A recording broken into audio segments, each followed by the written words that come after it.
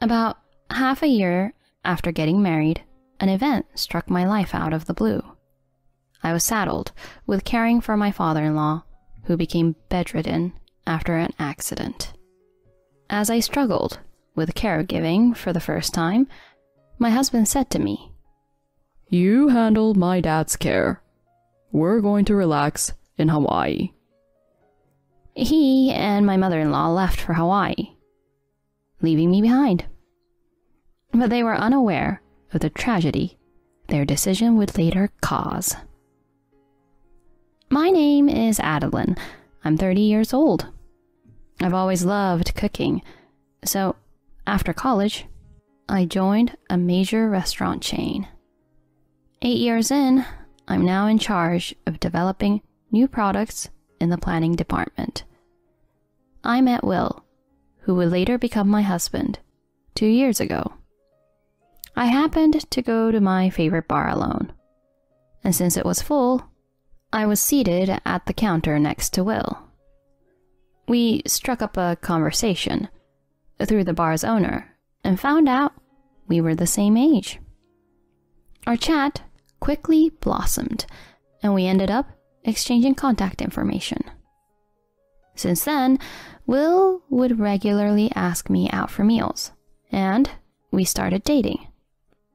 I found myself drawn to his bright and funny personality, and it seemed he felt the same.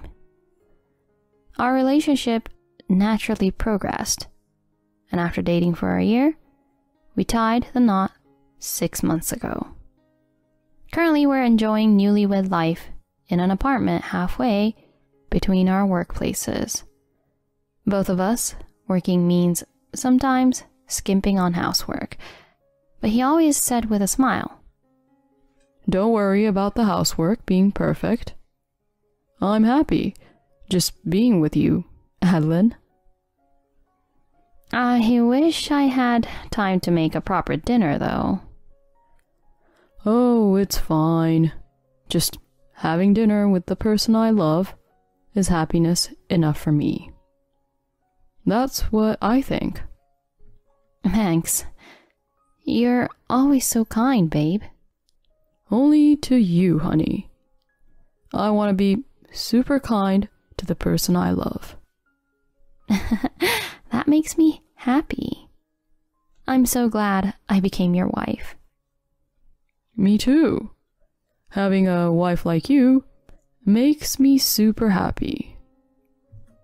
Even half a year into our marriage, our relationship was so good that we could have such conversations. I thought our happy days would continue forever. But those happy days suddenly became out of reach. One day, when I came home from work, Will was already in the living room.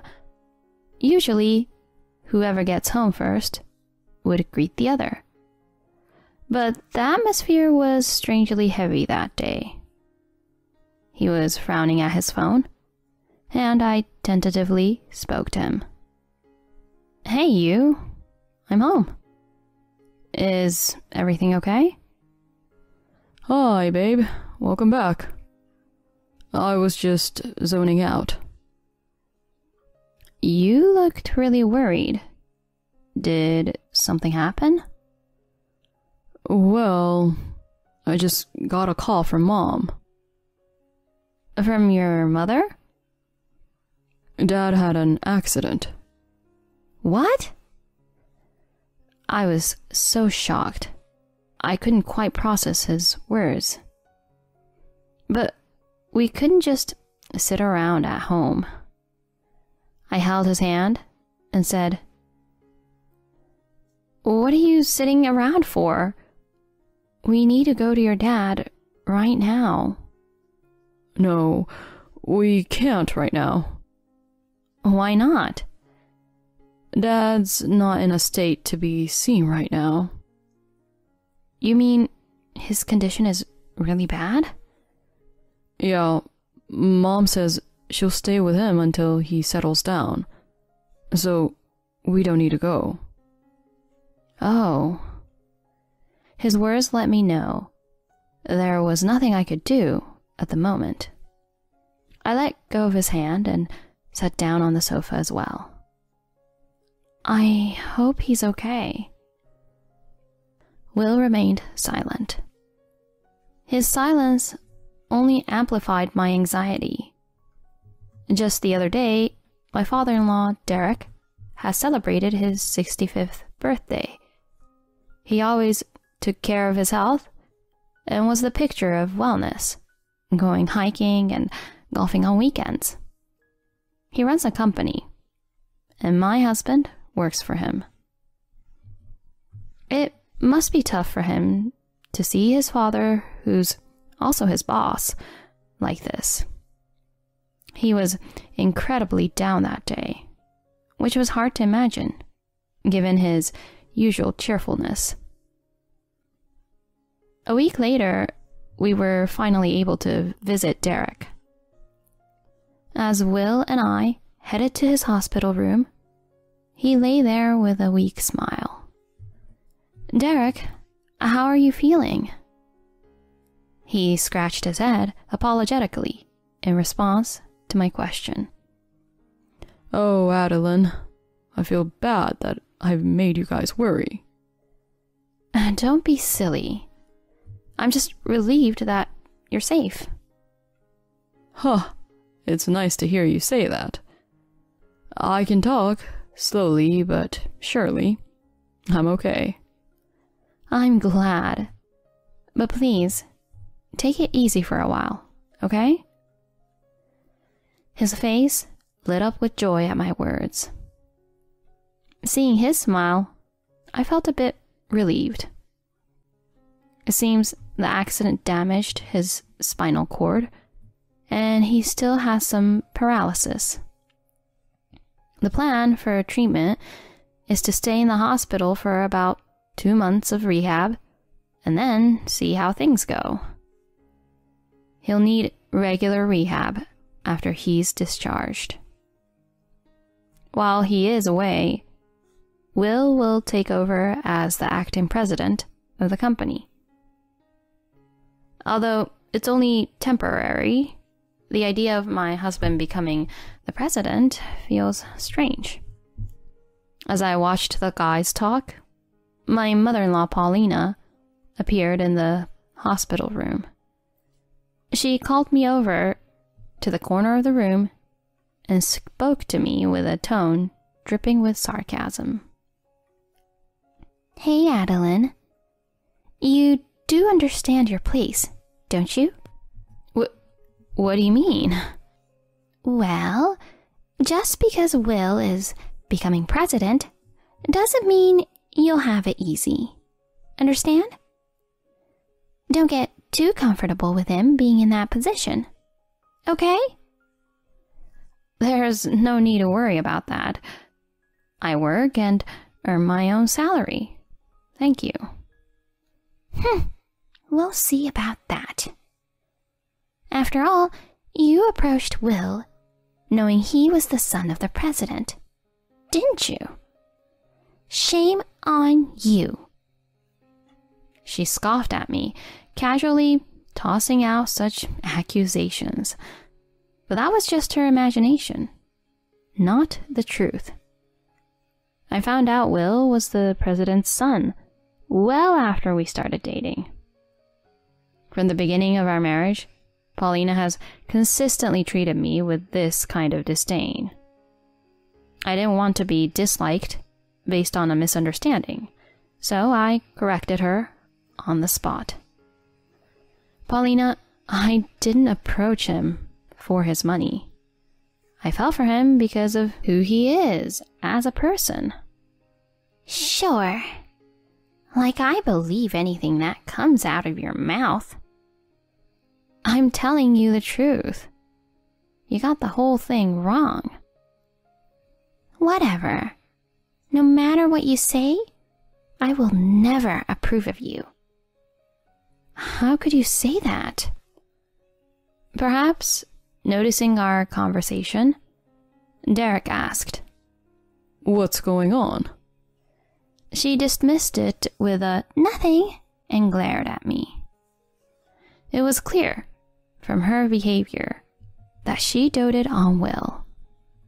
She probably sees me as a gold digger who got close to her son for his money after just a year of dating. She has been cold to me since we went to greet her for her marriage.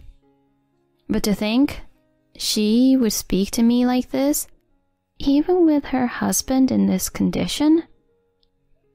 To complicate matters, my husband is also very fond of his mother. A few days later, he suddenly said something unexpected. Adeline, Dad's probably going to be discharged from the hospital in 2 months. That's when we're moving back to my folks' place. Wait a minute. Why all of a sudden? Mom suggested it. She said it's about time we all live together. Come on, you know it would be tough on Dad if Mom's by herself, right? Yeah, but springing this on me all of a sudden is a bit much. What are you talking about? We should be grateful. Mom's offering for us all to be together. I struggled to find the words to express what he meant by grateful. I stood there, perplexed, while he firmly stated his case. Anyway, it's already been decided. Start packing so we're ready to move in together.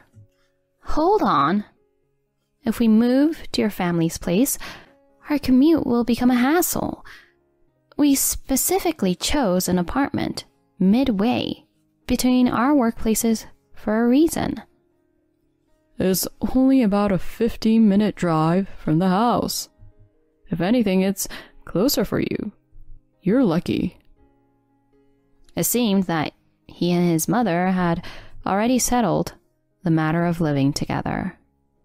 Despite my repeated attempts to put off the idea, he never listened to what I had to say. Recently, he had become more devoted to his mother than ever before. At the same time, his attitude toward me had grown increasingly harsh with each passing day. Today was no different, as he came to me with another nagging lecture. Hey, how's the packing going?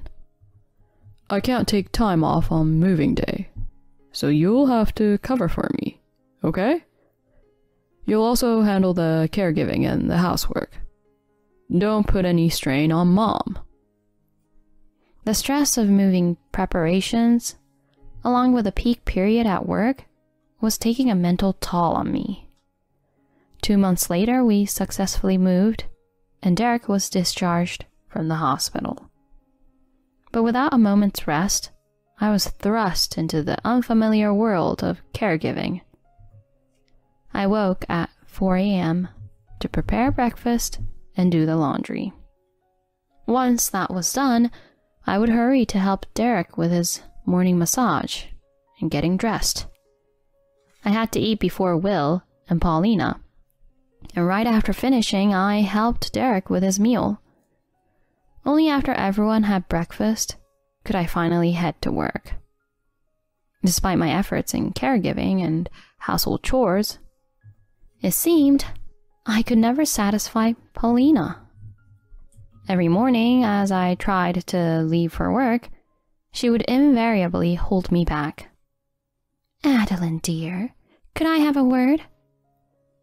"I'm sorry, I really need to get going." "Don't you get smart with me, young lady. I wanted to express some concerns about breakfast." "I'll listen when I get back, but for now, I really must." "Don't talk back to me. Sit down." "But please, sit down now." With her shout, I started getting a throbbing headache. Lately, every unreasonable lecture from Will or his mother triggered palpitations and headaches. Responding would only make matters worse, though. Remaining silent was the quickest way to end the confrontation. Because of her lectures, I was always nearly late for work. Having never been late before, my colleagues began to express concern. 3 months had passed since Derek's discharge, and my days were busier than ever.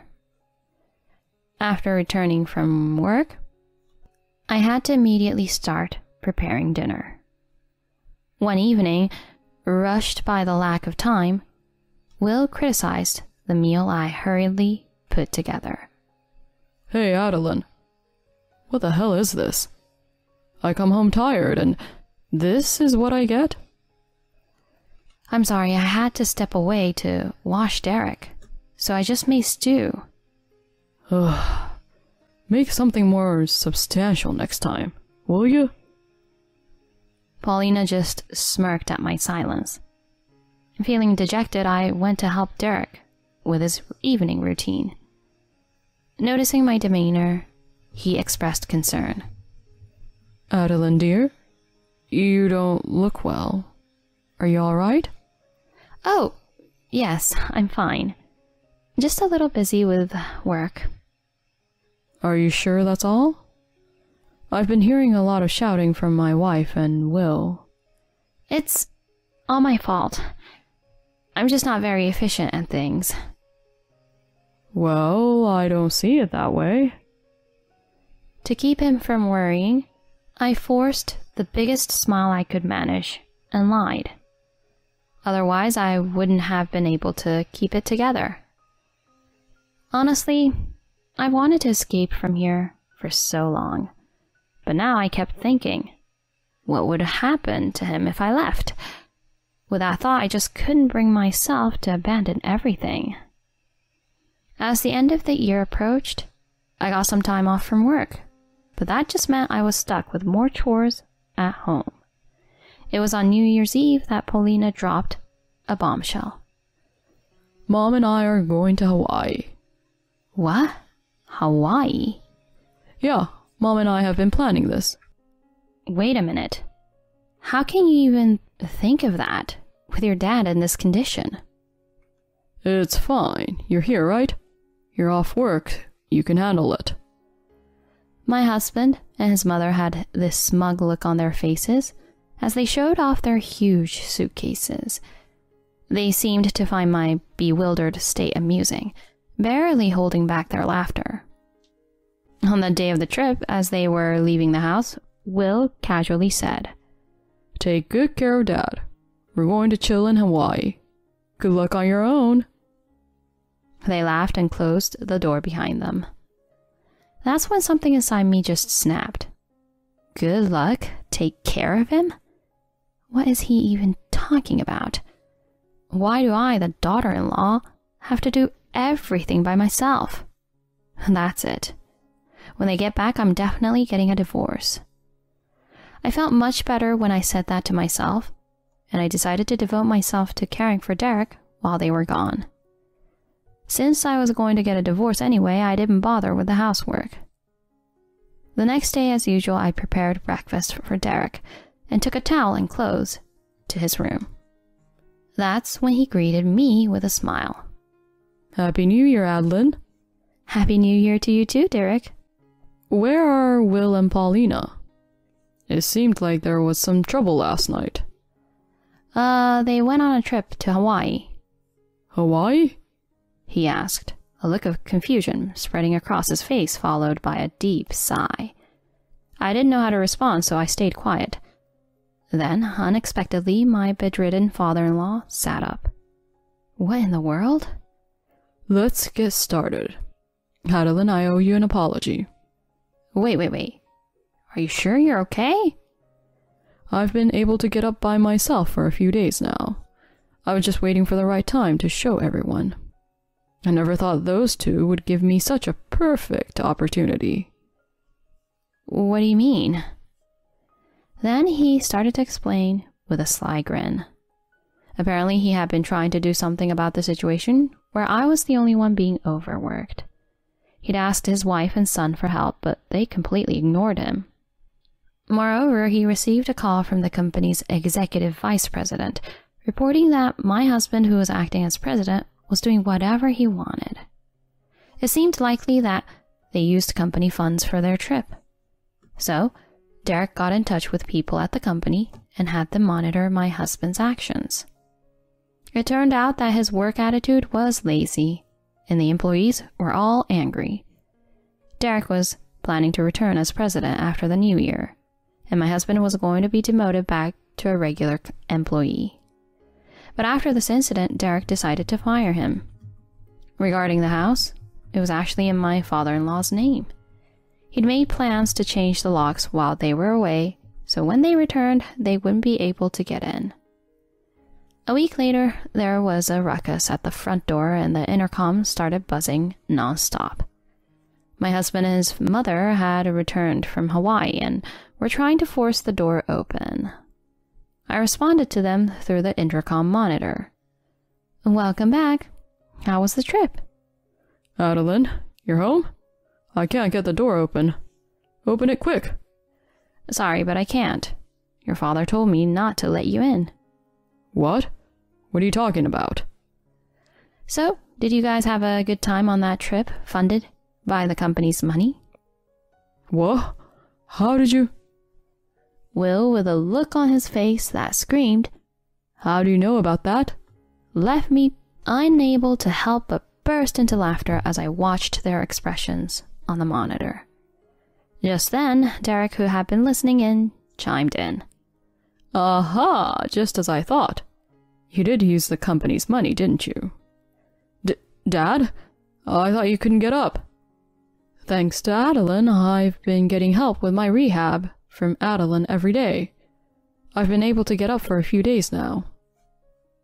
I've also heard about your terrible behavior at the company from the executive director." "The executive director? You're kidding, right?" "No, that's not true, Dad. I didn't—" "You didn't what? You're incompetent, and you're fired. Pack your stuff and leave the company now." Will started to plead with tears in his eyes, visible through the monitor. "Adeline, honey, you wouldn't abandon me, right?" To his pleading, I stated firmly, "Are you kidding me? Do you have any idea how I've felt since the day you decided we would move in here? You and your mother took me for granted, pushing his care onto me. Do you understand how hard that was for me?" "Calm down, Adeline. I'm sorry, I'll apologize." "Your apologies are worthless. It became clear to me when you all left for that trip. Being a family with you is just a waste of time. I'm going to live on my own. I've had it with a mama's boy like you." At my words, he stumbled backward, but his mother supported him immediately. The scene was a pitiful display of a mother and son. They kept screaming, "Open the door," but Derek never responded to their pleas.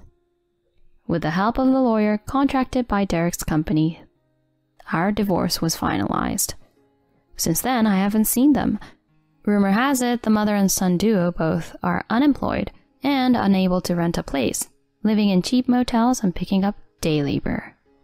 It's a far cry from their previous lives, but well-deserved punishment, if you ask me. After the divorce was finalized, Derek said to me, "I'll hire a housekeeper, so go live your life." Taking him up on his offer, I moved closer to my workplace. Now I spend my days comfortably and fulfilled. I can never thank my father-in-law enough for saving me. Somehow, someday, I intend to repay this kindness.